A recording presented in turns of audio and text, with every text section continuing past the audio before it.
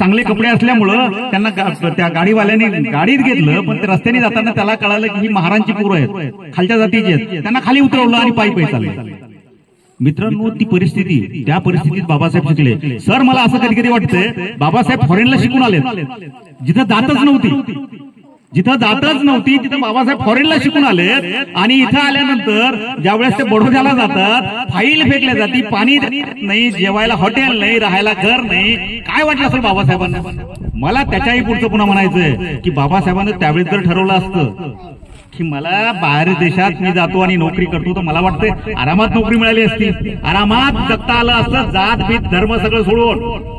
पण एकट्याला मोठं होतं आलं असतं. बाबासाहेब त्याच्या पलीकडचे होते. बाबासाहेबांना असं वाटायचं माझा समाज म्हणजे पुन्हा मी एका वर्तुळापर्यंत जात नाहीये. बाबासाहेबांनी एका समाजापुरतं काम केलेलं नाही. डोक्यात ठेवा, डोक्यात जातीपुरते. कारण काय, महापुरुष सगळे आम्ही एका जातीत बंदिस्त केले, हे काढून टाका डोक्यातनं. बाबासाहेबांनी समाज देशासाठी काम केलं. मला माझा समाज माझ्या देशात परिवर्तन करायचंय, म्हणून मला इथं राहायचंय. म्हणून बाबासाहेबांनी आपल्या लेकरांचीही पर्वा केली नाही.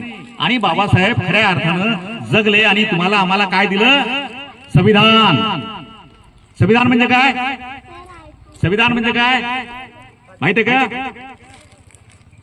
संविधान म्हणजे या लोकशाहीमध्ये तुम्ही जगत असताना तुमच्यावर अन्याय अत्याचार झाला नाही पाहिजे, काही नियम केले आणि त्या नियमानुसार तुम्ही जगताय. आज मी जे बोलतोय, आज मी तुमच्या समोर जे बोलतोय ते संविधानामुळे बोलतोय. हे संविधान माणसाला एक जगण्याची शाश्वती देते. आणि हे संविधान डॉक्टर बाबासाहेबांनी दिलं. त्यांना काय म्हणतात? घटनेचा शिल्पकार. घटनेचा शिल्पकार का म्हणतात? किती लोक होते घटना लिहायला? 7 लोक होती घटना लिहायला. किती लोक? 7. पण एकट्या माणसाला घटनेचा शिल्पकार का म्हणतात? त्याचं कारण असं आहे की त्या 7 लोकांपैकी 6ही लोक काही ना काही कामानी, काही ना काही कारणांनी त्या घटना मसुदा समितीमध्ये येत नव्हते, घटनेचं काम करत नव्हते. म्हणून घटनेच्या एका सदस्याने ज्यावेळेस शेवटची घटना दिली तर त्यांना घटनेचं शिल्पकार म्हणाले. हे लक्षात आलं पाहिजे, लक्षात ठेवलं पाहिजे की घटनेचं शिल्पकार त्यांनाच का म्हणायचं. मित्रांनो, ऊन खूप झालंय, खूप तापतायत तुम्ही.